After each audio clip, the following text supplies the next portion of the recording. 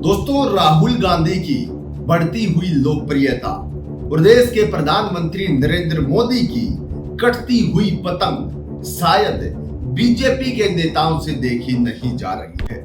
इसीलिए पिछले 3 से 4 दिनों में न जाने कितने नेताओं के राहुल गांधी पर इस तरीके के बयान आए हैं जो नहीं होना चाहिए था, जिस तरीके से हमारे देश को लोकतांत्रिक देश कहा जाता है। और यहां तक उद्धव गुट के राज्यसभा सांसद संजय राउत ने यहां तक बताया कि राहुल गांधी के ऊपर इतना बड़ी साजिश रची जा रही है, उनकी जान को भी खतरा है। और इसी बीच पिछले 4 दिन के कुछ बयान अगर देखें तो हैरान कर देने वाले हैं। आपसे एक बात मैं पूछना चाहता हूं, और खासकर उन अनभक्तों से, कि किसी नेता की पिता ने और दादी ने इस देश के लिए शहादत दी है और उसके नाम के पीछे अगर आतंकवादी जैसे शब्द का प्रयोग किया जाता है तो उसके मन पर क्या बीतती होगी, क्या सोचता होगा वो, उसके पिताजी और उसकी दादी जी की आत्मा पर क्या बीतती होगी कि अब उन्होंने देश के लिए जब शहादत दी, लेकिन अब उन्हीं के बेटे को, उन्हीं के पोते को आतंकवादी बताया जा रहा है। और इन सब चीजों की जो बीजेपी नेताओं के बयान आए हैं, दूसरी तरफ से प्रधानमंत्री को लगाम लगानी चाहिए ऐसे नेताओं पर, लेकिन देश के प्रधानमंत्री चुप्पी साधे हुए हैं, पता नहीं क्यों। अगर पिछले 4 दिन के इसके ऊपर आपको बयान में दिखाऊं तो आप अपनी स्क्रीन पर देख सकते हैं। पिछले 4 दिन के बयान में आपको बताऊंगा। सबसे पहले, राहुल गांधी बाज आजा, नहीं तो आने वाले टाइम में तेरा भी वही हाल होगा जो तेरी दादी का हुआ। बीजेपी नेता की श्रेयाम राहुल गांधी को धमकी। उसके बाद सीधे तौर पर कहा गया कि राहुल गांधी देश के नंबर 1 आतंकी, पकड़ने के लिए रखे इनाम। रवनीत सिंह बिट्टू, विवादित बयान काफी चर्चा में है। उसके बाद एक और, राहुल गांधी की जीभ, आपने सुना होगा कि जीभ को जो काट देगा उसको 11 लाख रुपए इनाम। शिवसेना विधायक का विवादित बयान सामने आया। उसके बाद यूपी के एक विधायक का बयान आया जिसमें बताया राहुल गांधी को अब यूपी के मंत्री ने कहा डाला नंबर 1 आतंकी। मुसलमानों पर भी विवादित बयान उनका वायरल हो रहा है। पिछले 4 दिन के ये बीजेपी नेताओं के बयान हैं और ये बयान शायद हमारे देश, लोकतांत्रिक देश में बिल्कुल भी फिट नहीं बैठते हैं। इस चीज को लेकर कांग्रेस की स्पोक पर्सन अभी मीडिया की है, वो तो उनकी तरफ से सुप्रिया श्रीनेत की तरफ से जबरदस्त टिप्पणी यहां पर की गई है। और किस तरीके से इन नफरती नेताओं को समझाया गया है कि राहुल गांधी की पिता ने और उनकी दादी ने देश के लिए शहादत दी थी। आप इस तरीके की भाषा का प्रयोग, इस तरीके के बयान उन पर कैसे दे सकते हैं? सुप्रिया श्रीनेत का ये वीडियो आप एक बार सुनिए। कौन है ये लोग जो राहुल गांधी को खुलेआम जान से मारने की धमकी दे रहे हैं, जो राहुल गांधी की जीभ काट कर लाने पर 11 लाख रुपए का इनाम घोषित कर रहे हैं, जो कह रहे हैं राहुल गांधी की जीभ जला देनी चाहिए, जो कह रहे हैं राहुल गांधी आतंकी है? ये सिर्फ फिरे हैं? बिल्कुल नहीं। ये बीजेपी के एमएलए हैं, बीजेपी के सांसद हैं, बीजेपी के मंत्री हैं, और ये सारी बातें नरेंद्र मोदी की शह पर कही जा रही हैं।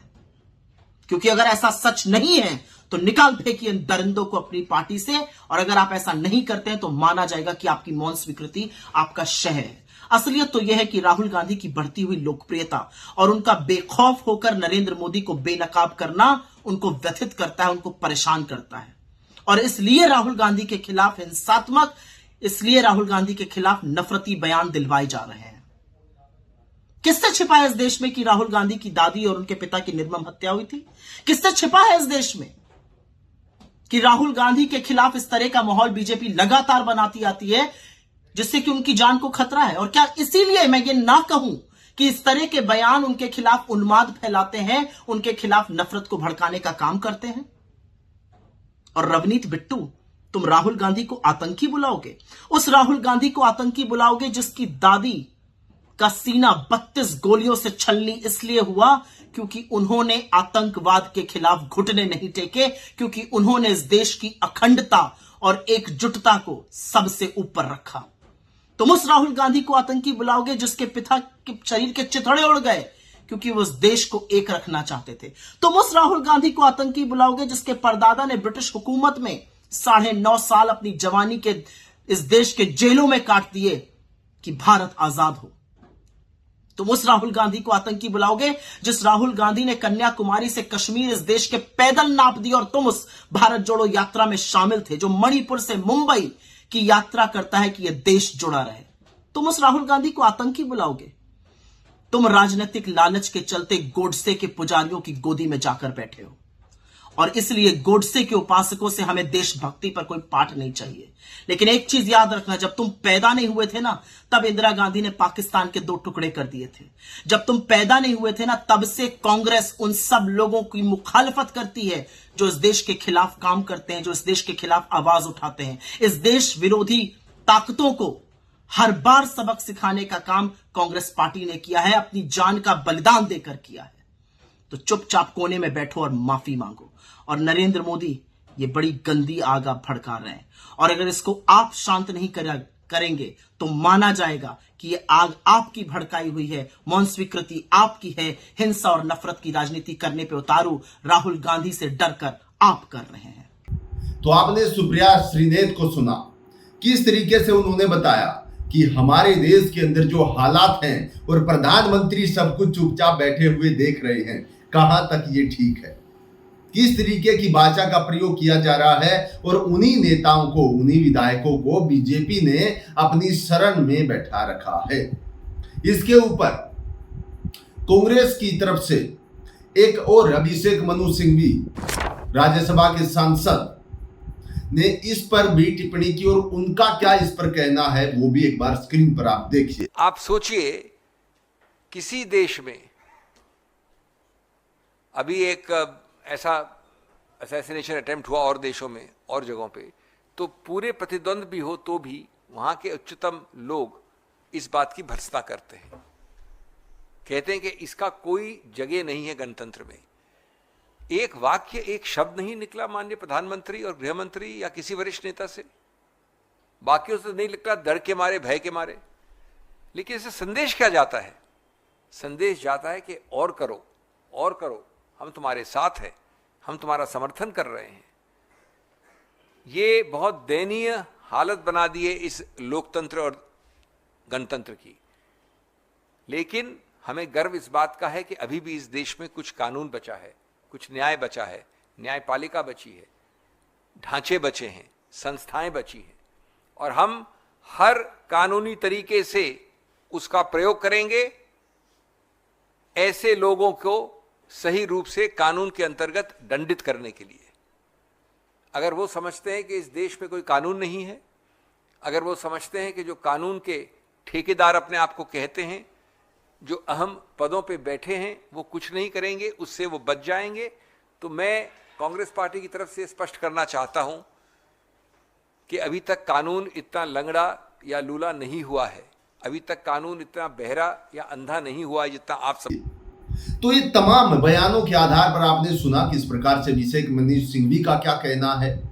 न जाने किस तरीके के बयान और राहुल गांधी पर इस तरीके की टिप्पणी करना।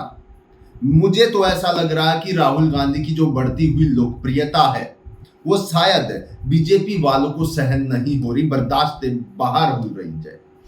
और सीधे तौर पर आपने देखा होगा किस प्रकार से मोदी मैजिक हवा की तरह गायब हो रहा है, उड़ रहा है। जो मोदी मैजिक था वो फ्लो डाउन जा चुका उसका।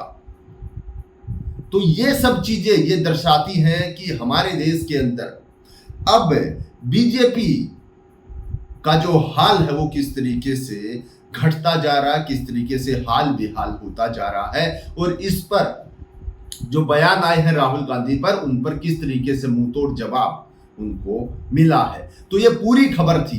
क्या इस तरीके के बयान राहुल गांधी पर आने चाहिए साथियों? चलो पक्ष विपक्ष वो चलता रहता है। अटल बिहारी वाजपेयी ने कहा था सरकारें आएंगी जाएंगी और ये यहां पर चलता रहता, सरकारें आती हैं, विपक्ष में आप भी होंगे, आज सत्ता में है तो, लेकिन इस तरीके की बयानबाजी पर रोक लगानी चाहिए। राहुल गांधी पर इस तरीके की बयानबाजी नहीं होनी चाहिए। तो साथियों, ये बड़ी खबर निकल कर आ रही थी जो मैं आपको बताना चाहता था कि किस तरीके से मामला, किस तरीके से बयानबाजी हो रही है, लेकिन ऊपर से बीजेपी की तरफ से हाई कमान इस पर कुछ भी फैसला नहीं ले रहा है। आपकी इसके बारे में जो भी राय है कमेंट बॉक्स में आप हमें बता सकते हैं और हम आपके साथ जुड़ते रहेंगे आने वाली हर अपडेट के लेकर। आज की वीडियो में इतना ही। सभी साथियों को नमस्कार।